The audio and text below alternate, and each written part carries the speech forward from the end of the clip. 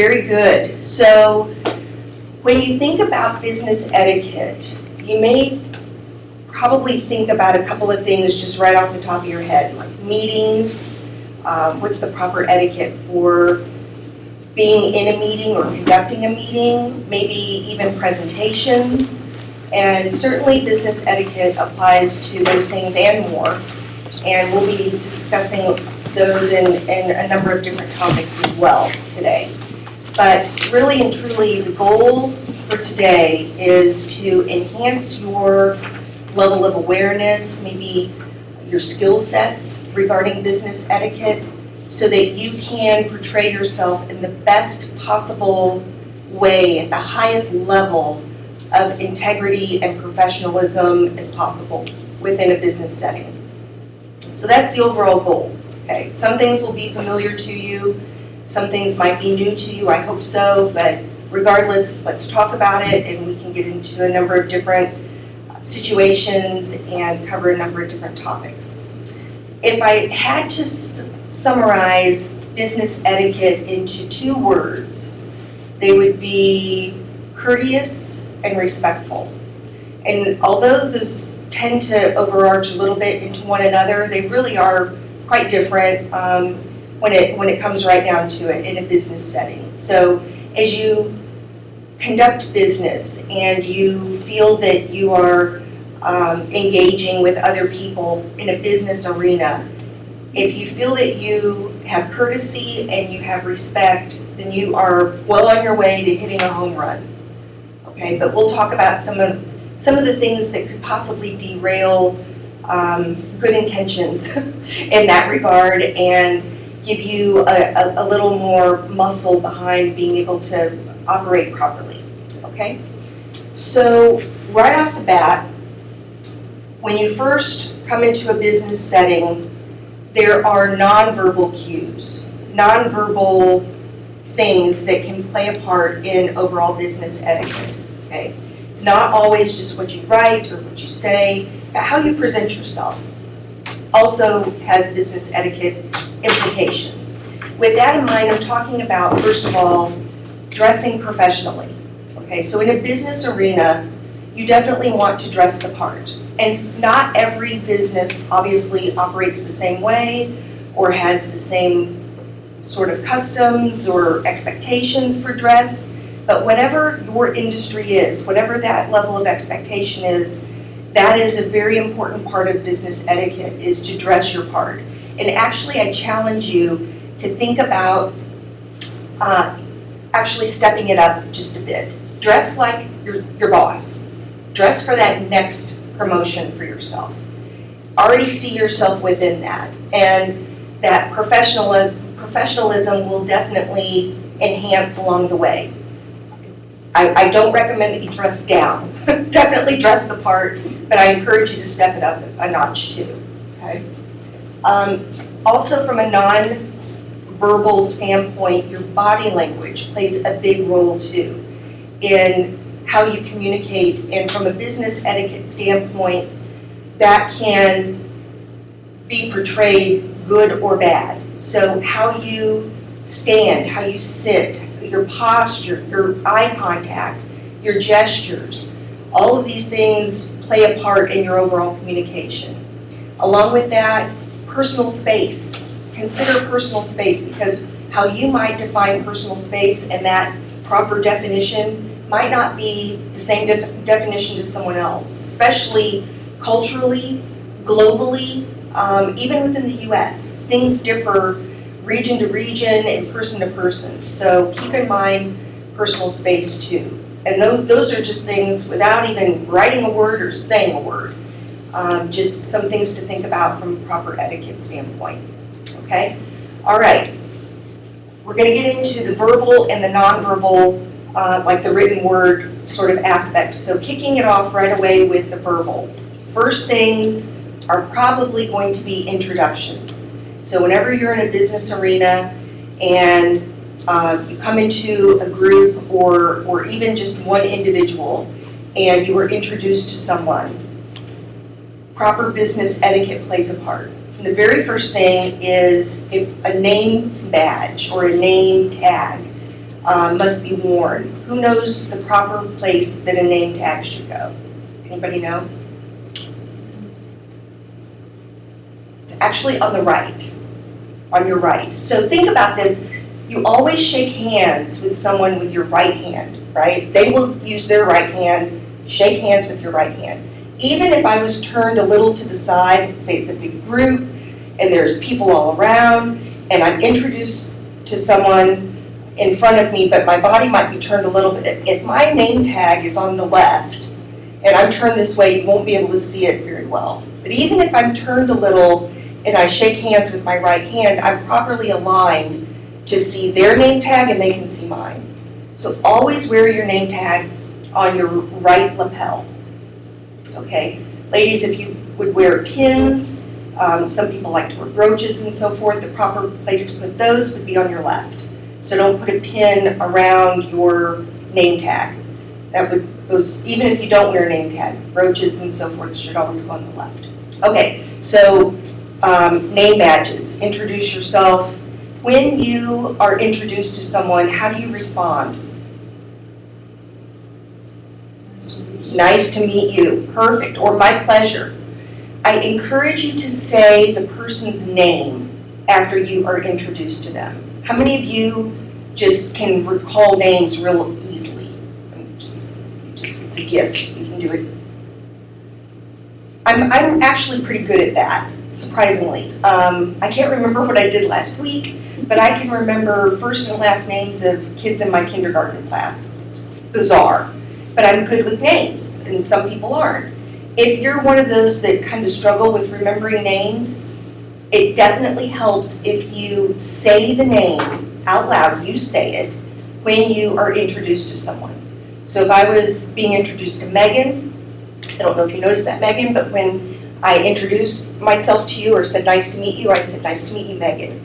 When I hear myself say that name, there's something that sort of registers in your own brain that helps you remember that person's name. Even if it doesn't solidify completely, it helps, okay? The more you say that person's name, the more you're going to remember it. So if you would see that person later, if we took a break later or whatever, which we won't, don't get excited, but if we would take a break later and I needed to ask where the water fountain was, rather than just going up to Megan and saying, where's the water fountain? If I say, hey Megan, where's the water fountain, the closest water fountain? Saying her name again, it takes root. So say the person's name whenever you're introduced. Okay, that does help. Also, another trick is if you're in a big group, say you're around a conference table, and there's 8 or 10 people, I mean, and they're all new faces, and you're trying to get to know everyone all at once. If there's business cards handed out, then I recommend that you put those in the order of how people are seated. Because you may remember 1 or 2 people this way or one or two people this way, but you don't remember these folks. If you can refer to your stack of business cards, that will also help you, okay? So from a what if sort of scenario, what if someone forgets your name? Is it okay for you to repeat your name if someone says, oh, forgot your name? Can you tell me your name again? Is that okay? It is okay. So definitely, just say your name again. And if you forget someone's name, that's the same sort of situation applies from a business etiquette standpoint. Just say, I'm so sorry, please remind me of your name. If you have to ask after you've been introduced and you had to ask once, write it down. Just be prepared. If you're going to a meeting or group gathering, you need to have something to write with anyway. Jot down names. Write down if they're from different companies or organizations within your company. Who's who, Keep yourself straight on that. And if you were introduced to someone, for example, that might have a name that's hard to pronounce, how do you think you might handle something like that? Any ideas? If you're introduced to someone and their name is is just difficult to pronounce, try to really get it. I mean, you're hearing their name for the first time, you're trying to pronounce it, they're smiling awkwardly, they know you can't say it right, you know, so try again. I mean, really, it's so important to speak properly in stating someone's name. That's who they are. You know, no one wants to be referred to by a name that's not theirs. So challenge yourself. If their name is spelled different than how it's pronounced, then I recommend that you make a note of how it's pronounced phonetically. For example, I have a dear friend of mine from India, and her first name is Revathi, but it's spelled Revathi. So when I first saw it, I thought it would be pronounced Ravathi.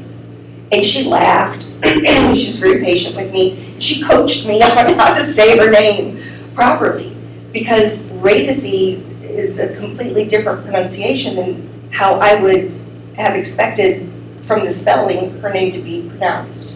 So just work on those sorts of things. I encourage you to write it phonetically so that at least you pronounce it properly, or as close as possible. Okay?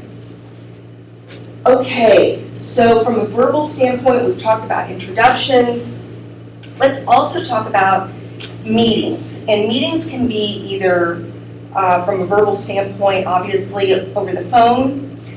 They can also be face-to-face meetings. So let's talk first about the face-to-face meetings. So if you are in a face-to-face meeting, that can be one-on-one or it could be a group.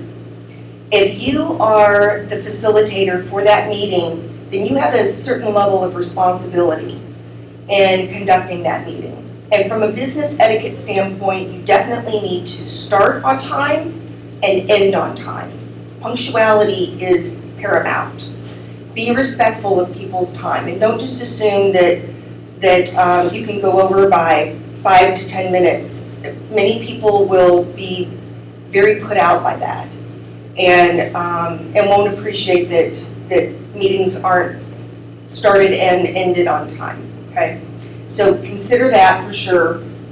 Also, consider who you invite to your meetings. And when I say that, often groups or teams have several people who are might be able to perform similar functions or have a certain similar level of expertise in some areas.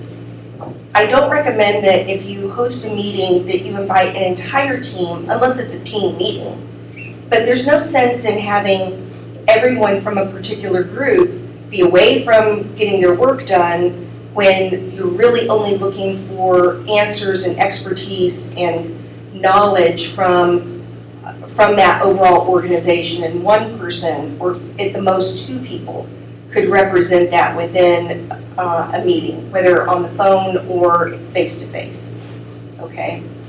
If you would be hosting a meeting over the phone, if you are just calling someone, just cold calling, let's say, and it's just the 2 of you, you make the phone call. Proper business etiquette is to, of course, introduce yourself and your organization if they are not familiar with you, and ask immediately if this is a good time to talk, okay? If you say, do you have just a few minutes? A few minutes means 10 minutes or less. So if you have this, inferno that you're trying to resolve and put out this giant fire, don't expect someone to just be able to carve out an hour of time or even 30 minutes of time right then because you chose to pick up the phone and call them. Anything that would be more than probably a 15-minute conversation, it's recommended that you actually either call or contact by email that individual or group of individuals and ask for the best day and time to have an actual scheduled meeting. That way they can know about what the subject is, they can do their due diligence, you can too, and properly preparing for whatever discussion needs to take place, okay? So if you would just call and say, hey, have a situation, this just surfaced, and I just want to make you aware, and I want to get your input and feedback, and also ask whether or not this individual would recommend other people to be part of the discussion. From there, you coordinate calendars and set up a call or a face-to-face meeting, whatever you prefer, okay?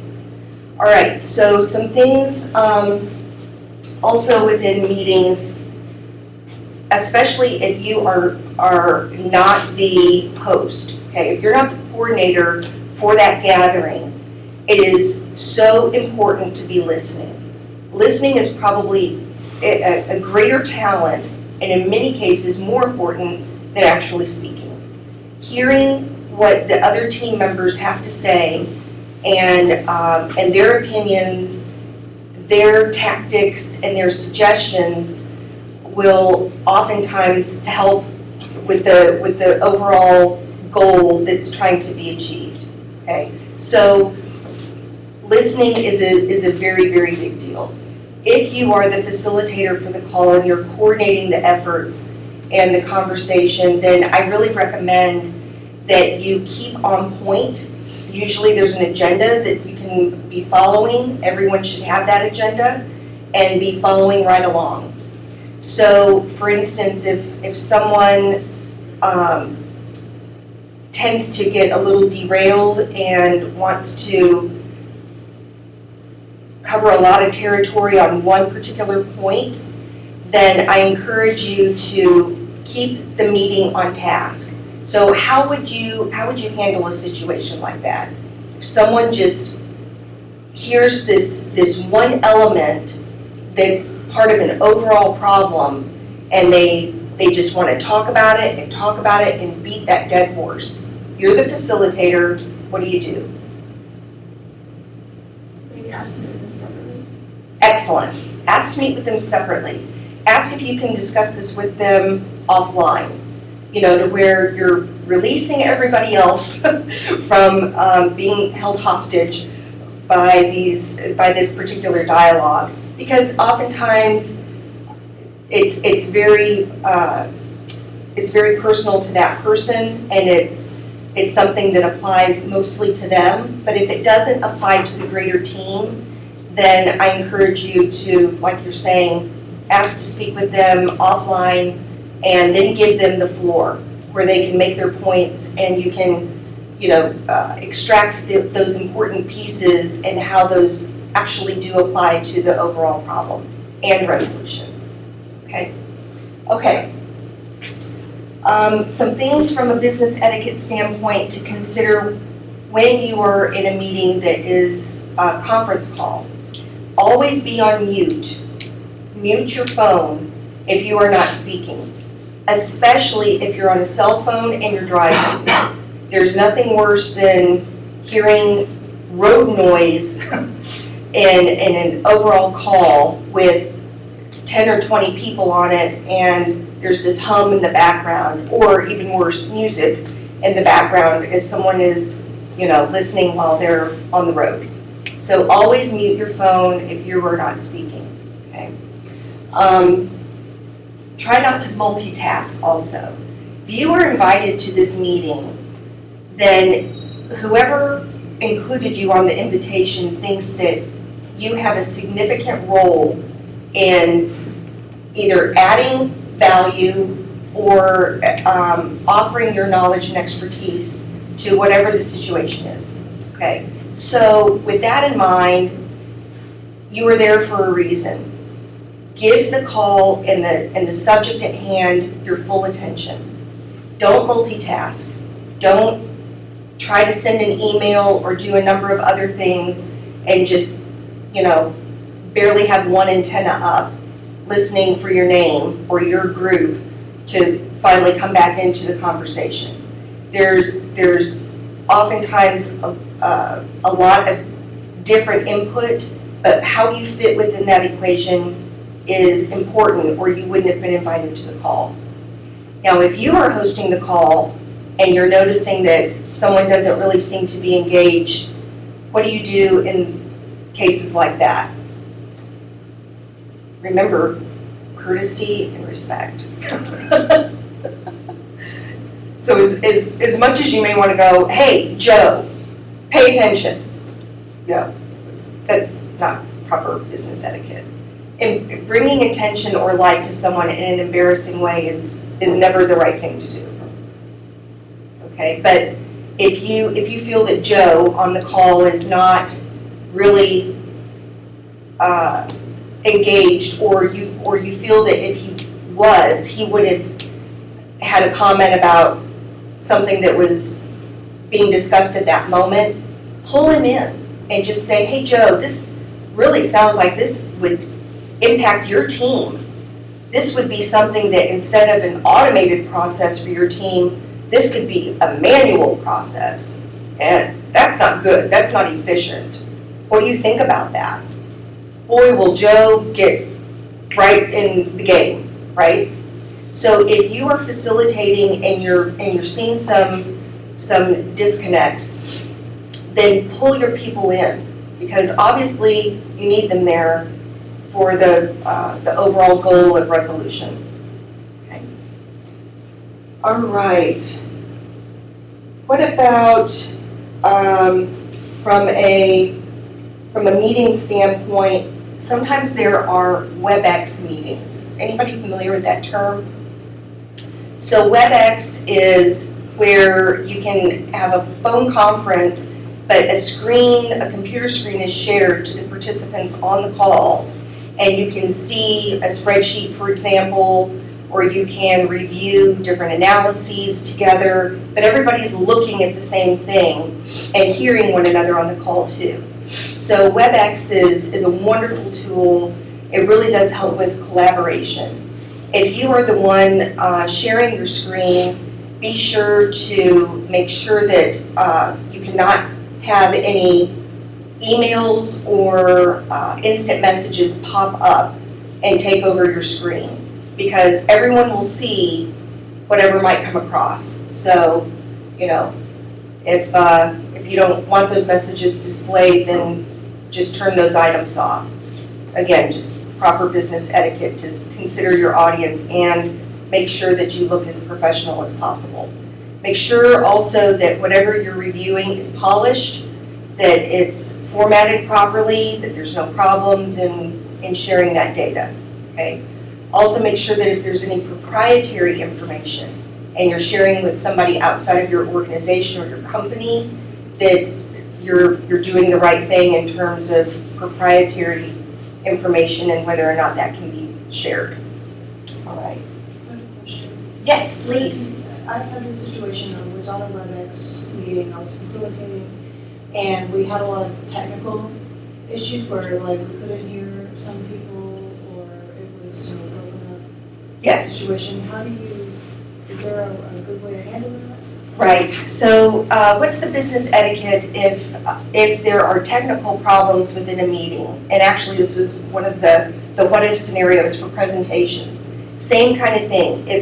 If the equipment fails and the technology is not delivering like it should, then you have to make a decision. If people can't see what you're presenting on a WebEx, can't hear on a call, or if your projector is not working, within a presentation, you either decide to reschedule the meeting, which probably would be important to do on a WebEx because everyone is remote calling into a conference. It's just a matter of rescheduling that and making sure that that the technology will work at a later time.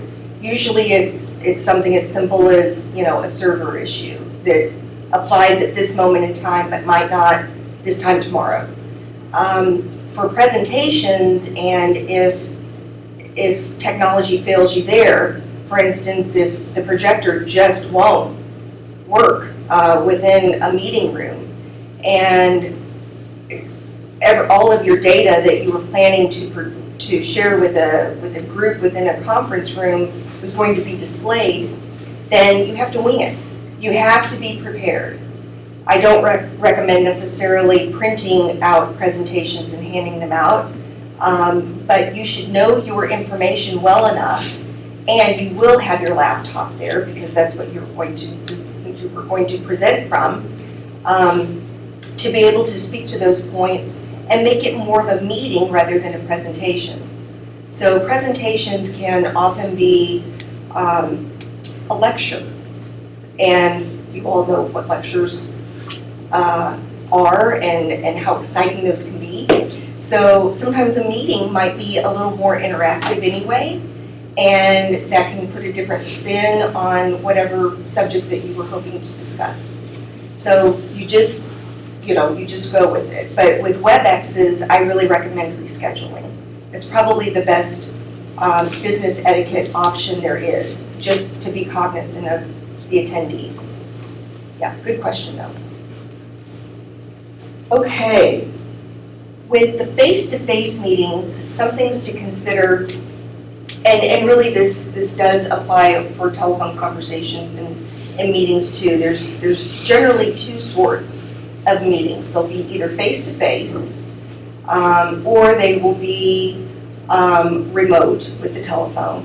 And then within the meeting types themselves, you can have standing meetings, which are the same time on the same day, week after week.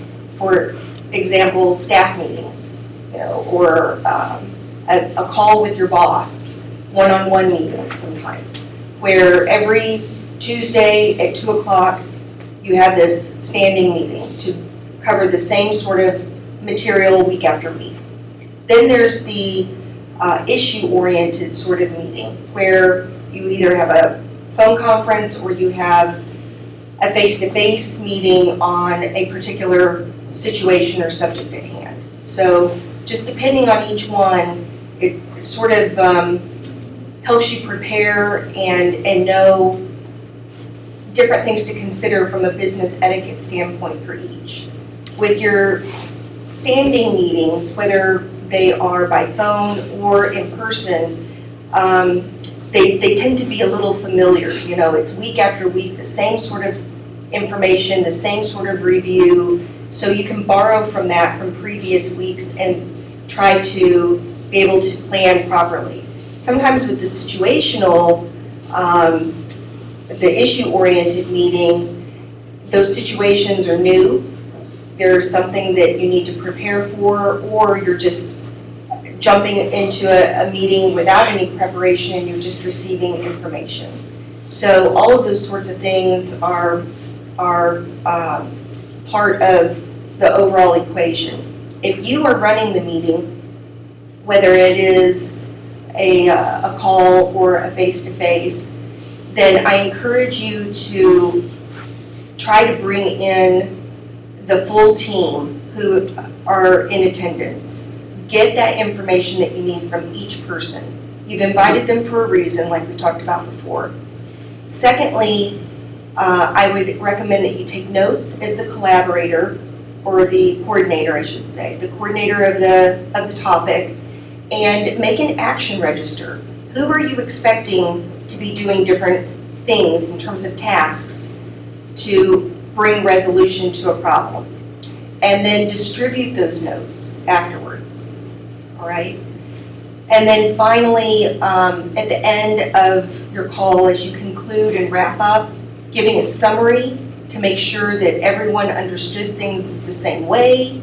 Everyone has their marching orders. If people are going to be driving different tasks, then those are the sorts of things to have a clear understanding of. And if you're the coordinator, that's your role, to make sure that there's that clear understanding going forward from a call or a face-to-face meeting. Okay? All right. What questions do you have on meetings? Either face-to-face or telephone meetings, anything? What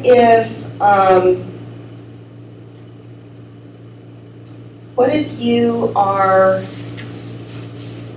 in a meeting and someone just seems to sort of take your topic and put a spin on it and sort of take over your meeting?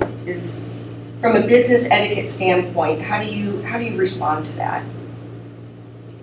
You just hijack your meeting, your time.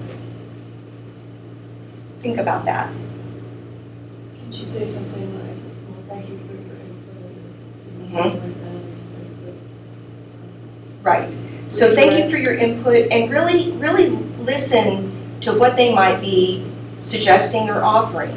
Because if it is in the same vein as what you're trying to accomplish too, they could be adding some additional information that's relevant that maybe you hadn't considered. And you can work together to accomplish the goal, even from different directions or from different perspectives.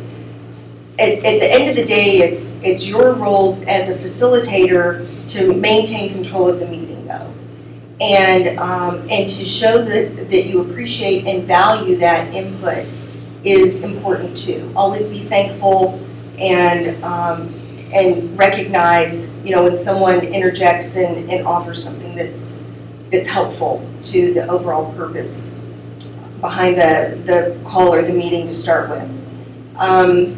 But if you can, borrow from that and work together to reach the end result, if you can. If someone hijacks the call or the meeting and they're going in a different direction, then definitely, rein that in and from an etiquette standpoint, always be courteous and always be respectful, and maybe just point out where they're going in a direction that might not be as applicable to what you're all focusing on within this meeting, but that they have true relevance, and that's something definitely to consider. Maybe we should have another meeting at a later time if we need to get some traction on that. There's ways to phrase things that are definitely important, and your word choice and your delivery in meetings, whether they're face-to-face, whether they are over the phone, or whether they are in writing, your word choice and your delivery are paramount, because you can definitely say, Melissa, I see where you're going with this. You make some good points, but we need to talk about that later. That sort of shuts down Melissa, rather than, Melissa, you make some good points. I like what you're saying. I think that it's a little different than what the subject is here that we're talking about. Let's talk about that later. Just the inflection of your voice. One way sounds a little abrasive, and one way sounds more respectful. So just the delivery, it's all in the delivery in many cases. Okay? Word choice too, and also emotion. This is particularly important in the next section that we'll be talking about regarding emails. So emotion can often be misunderstood in emails and in text messages too. Text messages and cell phone usage from a business etiquette standpoint don't play as large of a role as regular email. Texting can certainly be a way for communication.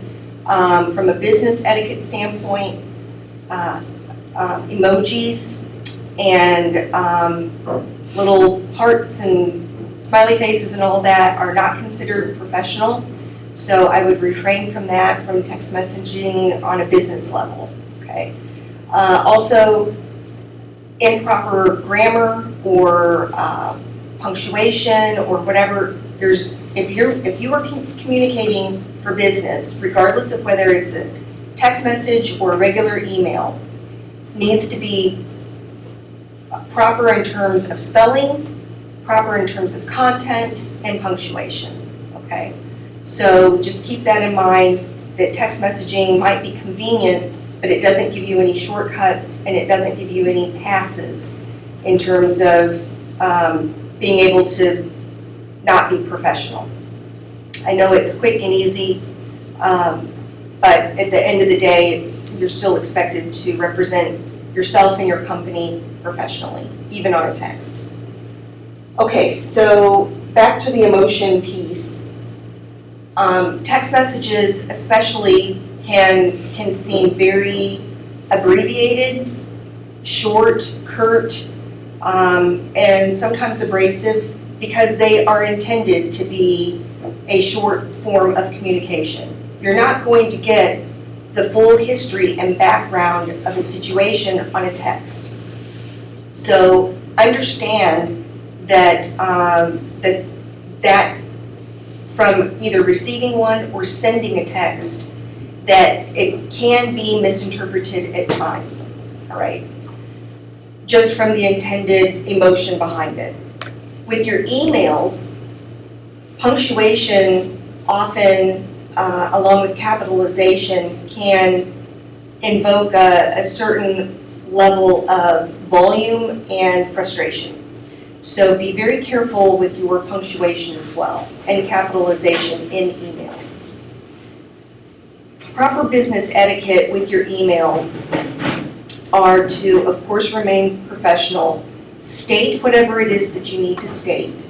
It doesn't need to be a Harry Potter novel that is tons and tons and tons of writing. As a business person myself, when I get an email like that, I blink twice and I think, okay, do I have time for this right now? And if I don't, then I will close that email and I'll come back to it when I do have time, which may or may not be that part of the day. I could come back to it later in the evening before I really feel that I've got time to read a story. So I encourage you to be brief and to be concise. Also be sequential in whatever you're writing. So if you have to give some background and you have to give a current situation and you have to give a recommendation, all to paint the full picture for someone, then split it that way. Use paragraphs, and within each paragraph, in my opinion, the best way to communicate a story is to separate it with even a heading that says background. Bullet point your background in sequential order. Then have a section that says current situation. Bullet point your current situation.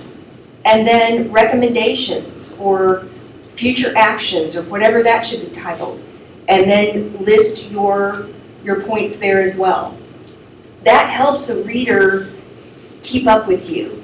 It helps them get inside your head, because there's nothing worse than having someone come to you in writing or verbally and they tell you about a problem. I have a problem.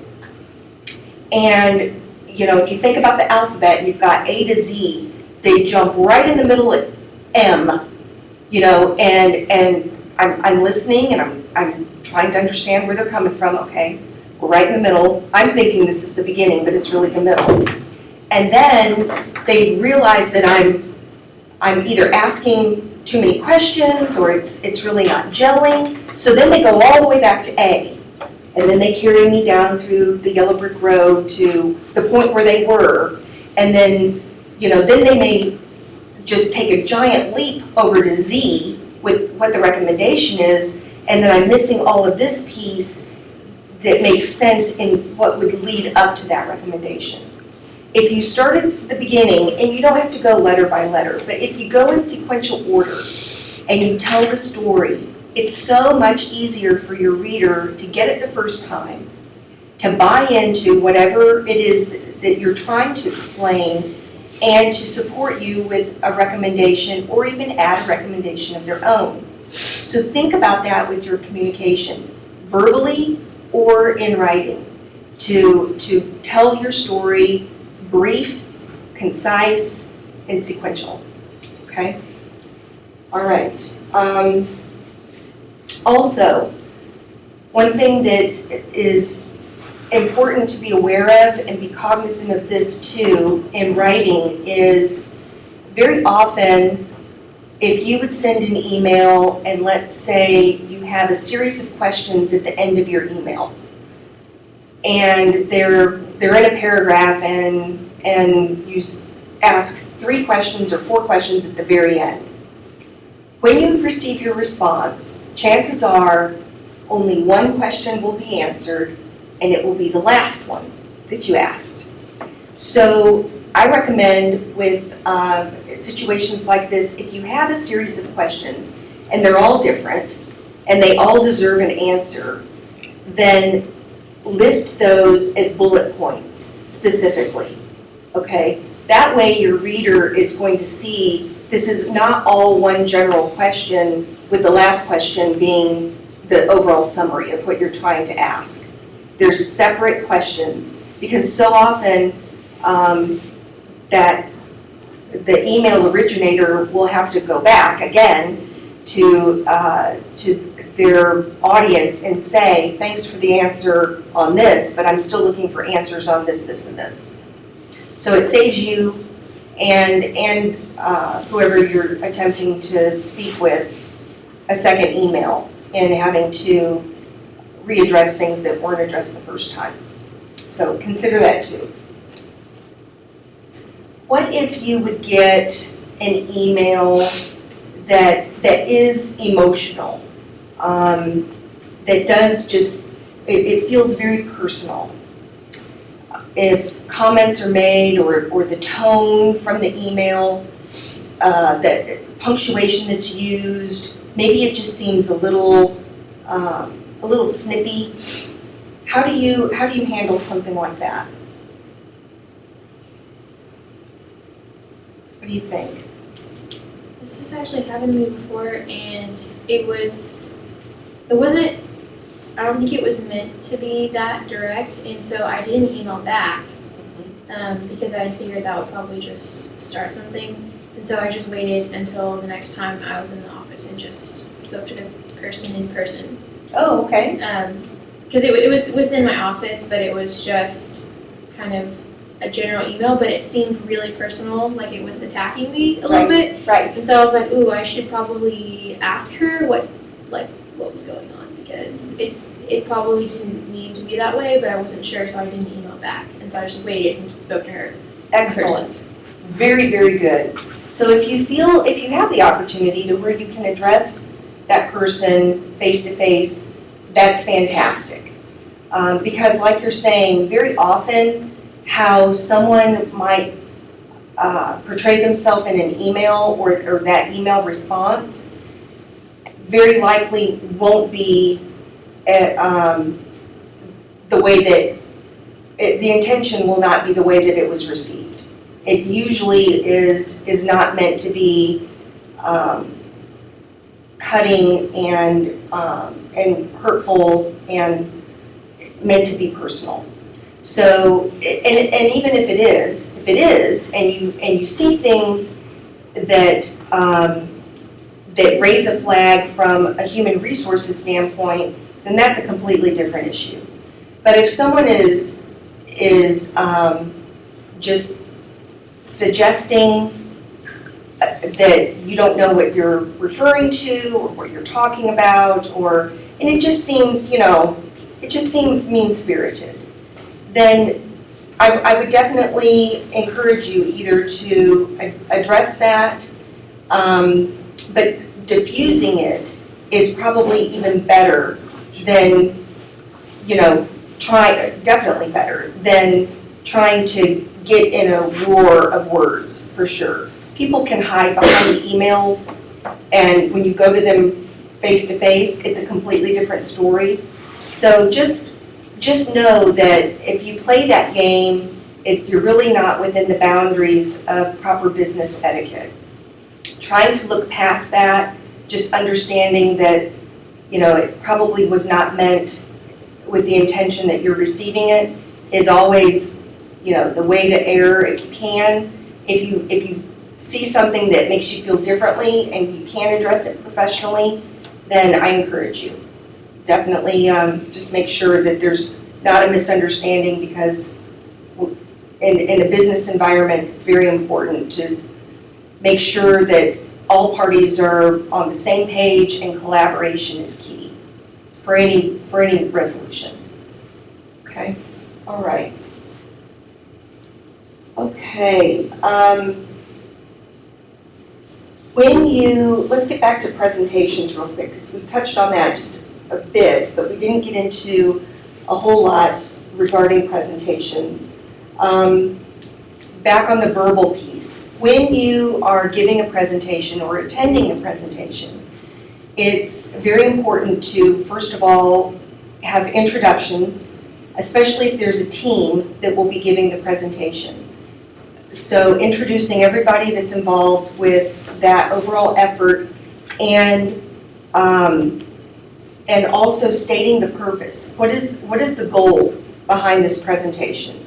Very often presentations are displayed on PowerPoint, and a slideshow will be given, and sometimes those things can be outlined, including team members, but actually pointing to the people, raising your hand, hello, I'm Cynthia, hello, I'm Joe, and everybody along the way, helps bring people into a feeling that it is personal, and they are talking not to a name on a board, but to an actual individual. Okay, it helps solidify that relationship.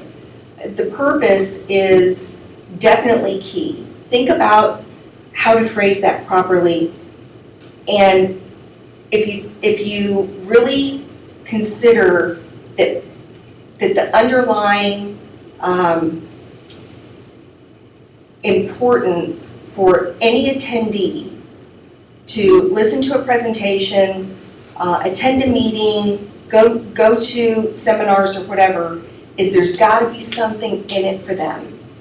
So when you are stating your mission statement or your purpose behind whatever it is that you're delivering, think about your audience and how that impacts them, how you're going to get their attention, keep their attention, and it's only going to be if you can have it resonate within them that there's something in it specifically for them. People just they gravitate towards those sorts of things. They look for themselves in all situations. If there was a picture of a group, if we were all in this group picture right here, and you came up to this picture, who's the first person that you'd look for in that picture?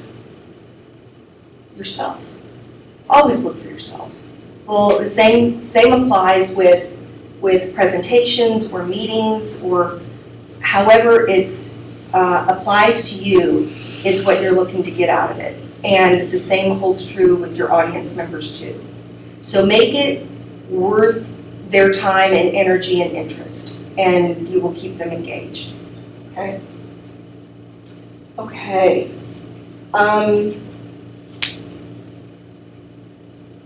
Anything in writing, whether it's handouts, whether it's your emails, whether it's any sort of takeaway that might be in writing.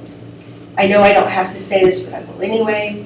It has to be spelled correctly. The spelling has to be accurate.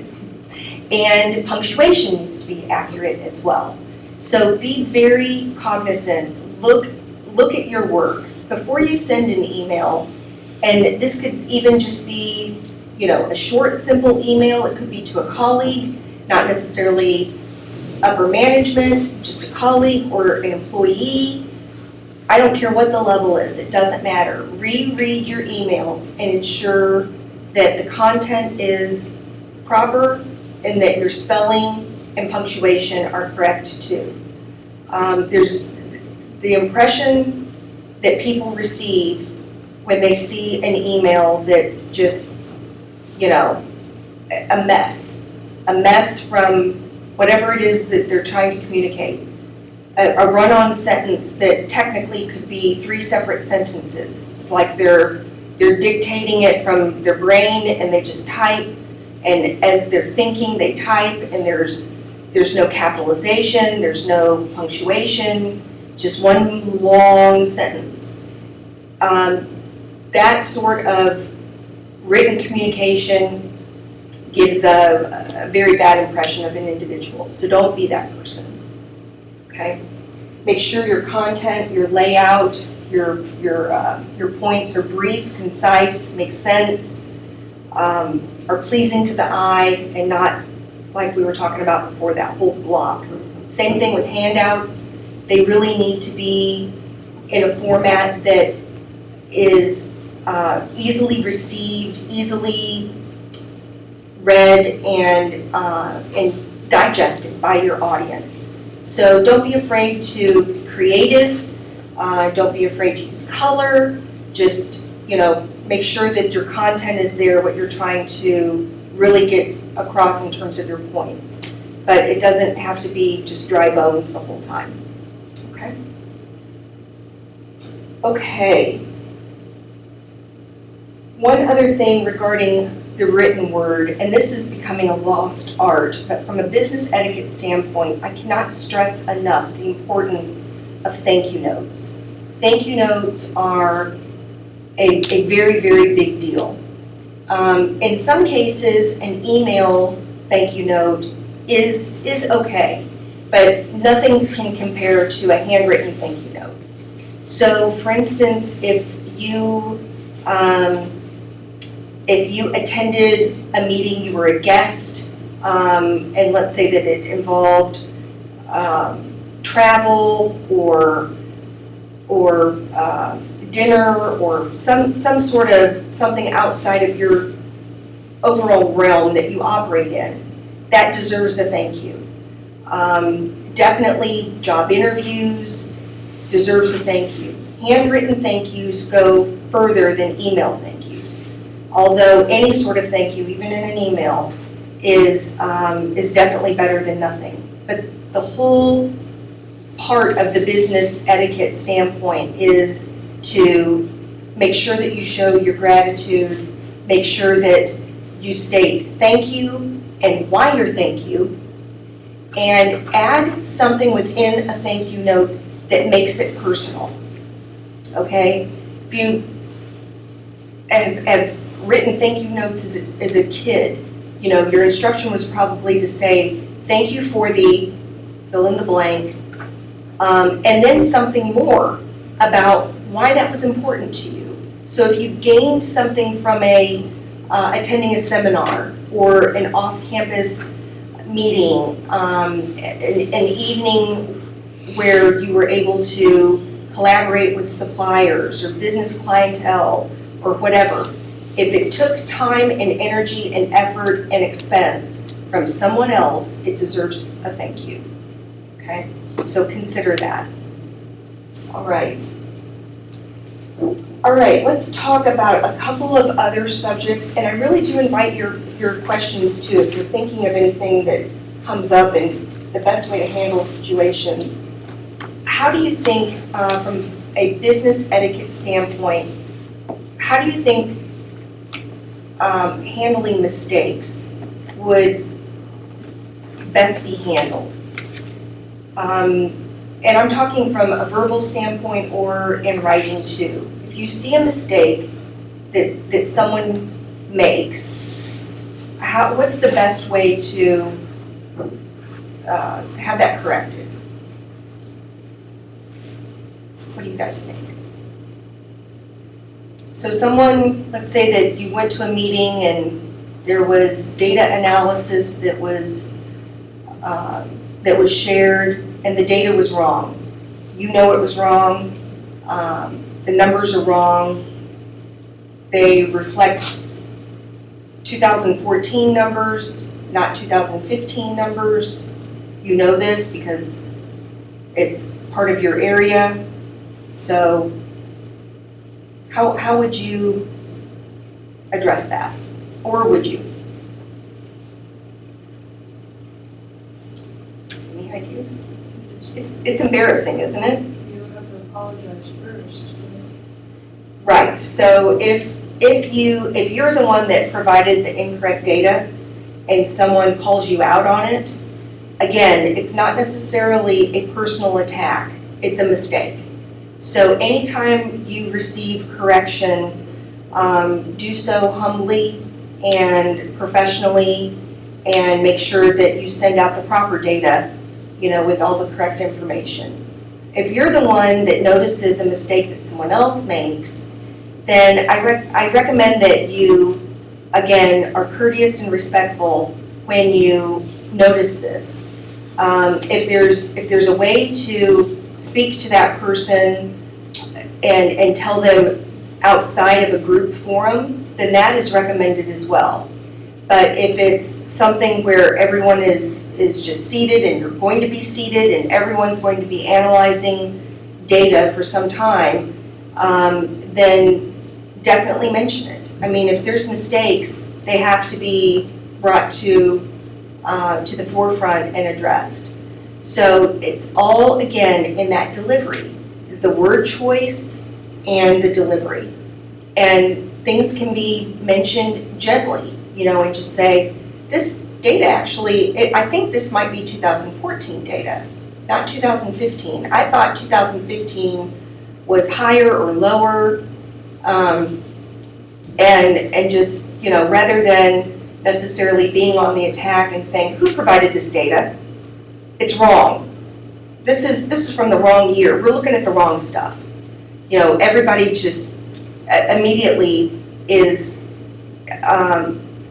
feeling awkward. It's an awkward moment, and that gets little to nothing accomplished. People, when there is emotion that is demonstrated, whether it's in writing or verbally, the whole point is missed in most cases. And what the focus goes to is the emotion. Whatever was supposed to be communicated very often is just completely missed. So there could be an excellent point that's made, but if the delivery is wrong and it's too emotional, then that person missed the opportunity. Okay. Some other things to think about also are, from a business etiquette standpoint, let's say that you're in a corporation and your middle management and the vice president, which is several layers up above your role, has what's called an open door policy. And they say, if you've got any issues, my door's always open, and feel free to come and talk to me about whatever might be on your mind. So is it really okay to go to that senior management, vice president, executive vice president, with whatever is on your mind? Is that okay? This is a loaded question. And really the answer is yes and no. So absolutely it is okay to go to anyone with that open door policy. What is important to remember from a business etiquette standpoint is that the layers of management up to that level need to be informed as well. So if you're middle management and you've got 4 layers before you would get to the vice president, and you just jump all those layers, you're not talking to your boss or your boss's boss or their boss, you just go straight to the VP with whatever might be on your mind. How do you think that's going to be handled? Do you think that the VP is really going to necessarily roll up his sleeves or her sleeves and jump right in and say, I'm going to make this my personal mission to answer these specific questions? Chances are no. Chances are they are going to cascade that back down through management and say, this person brings up some really interesting points. And I like what they're saying about this and that. There seems to be a problem here. How can we address this? And that next layer down goes, I don't know anything about this. Really? You don't know anything about this? Well, they came directly to me. Okay. Well, let me take it and see what I can find out. That next person takes that. They go down one more layer down into the management chain, say the same thing. This person makes some really good points. I think that there's some opportunity here to talk about some things. And what do you think? I mean, what can we do here? I don't know anything about it. Same story all the way down to the individual. Fares very badly. So don't be that person that jumps over all the layers. Still okay to go to that person. Just make sure that everyone along the way is informed and doesn't catch anybody off guard, because that appears as though it's a black eye for those that are within that gap, that they're not staying engaged with their team and know what the real issues are within their teammates and employees. Okay, so that's kind of a loaded question, but it happens a lot, and I just want to make sure that from a business etiquette standpoint, you're positioned well. Yes? Do you go to each level yourself, or do you expect, say, your boss to go to their boss, and so on and so forth? Good question. So in order to make sure that it does roll up within those layers, each layer should be communicating to the layer above.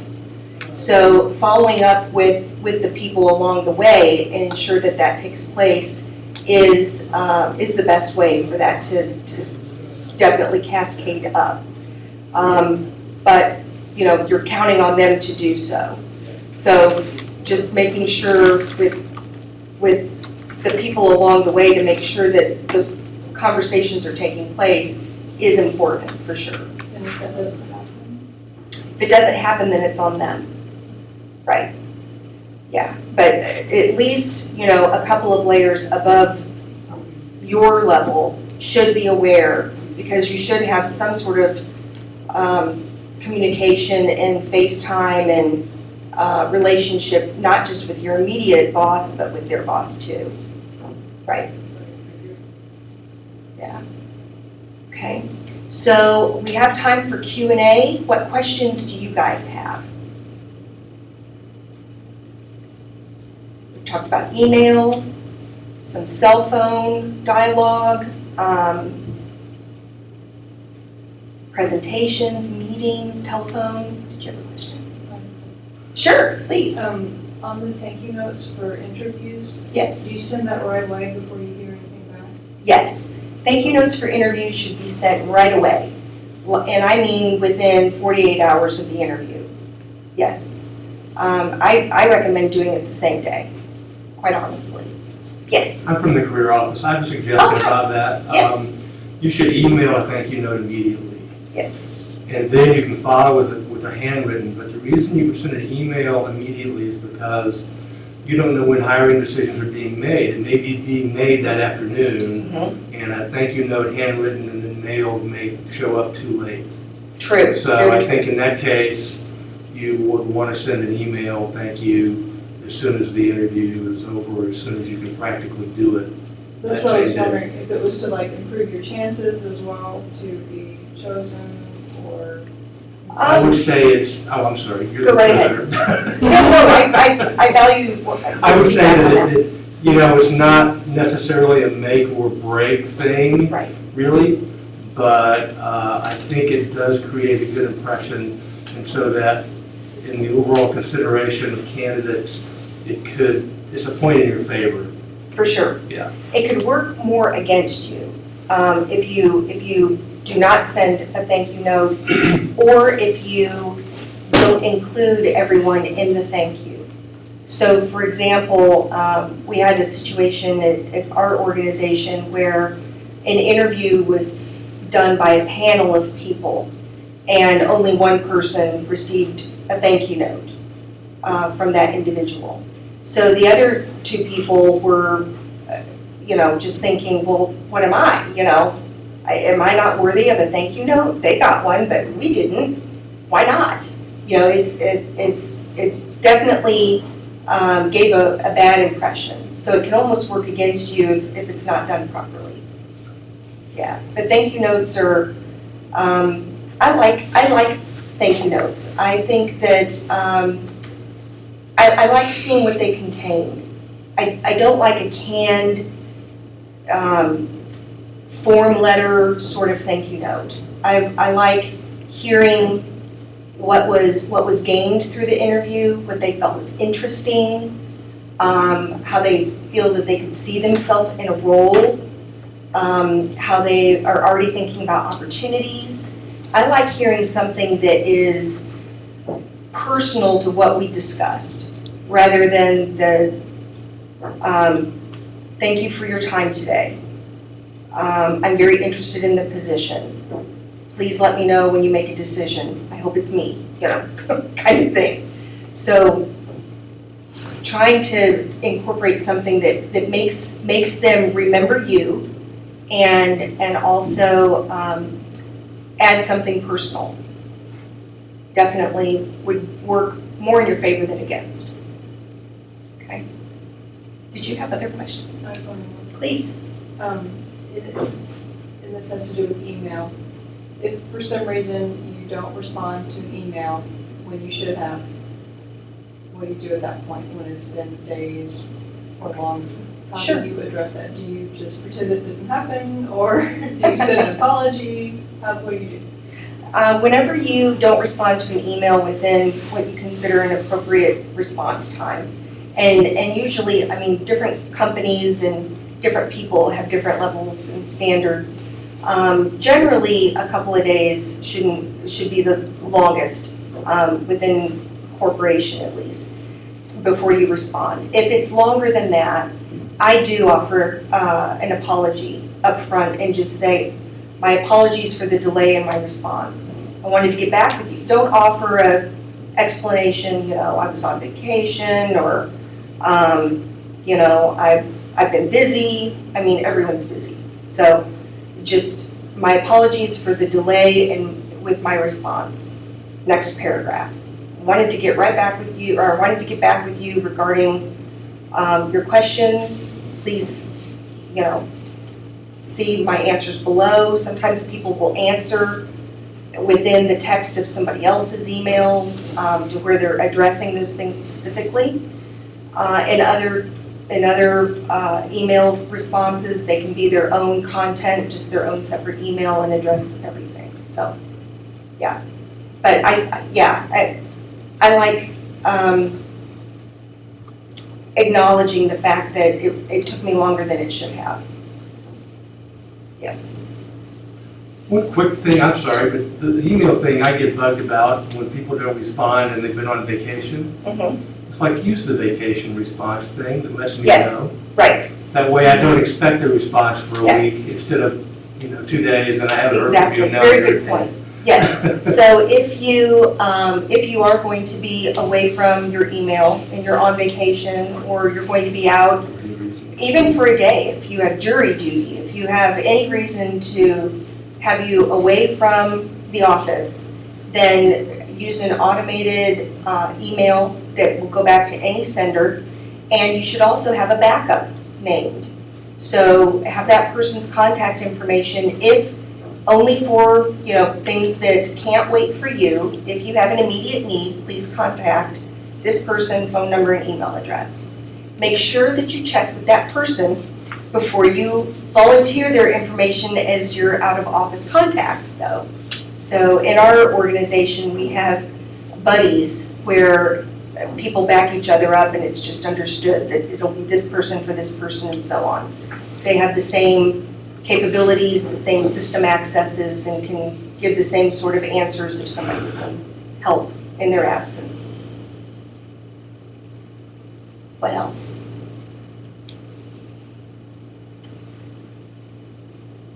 Nothing more? Okay. Megan, anything else? All right. Well, first off,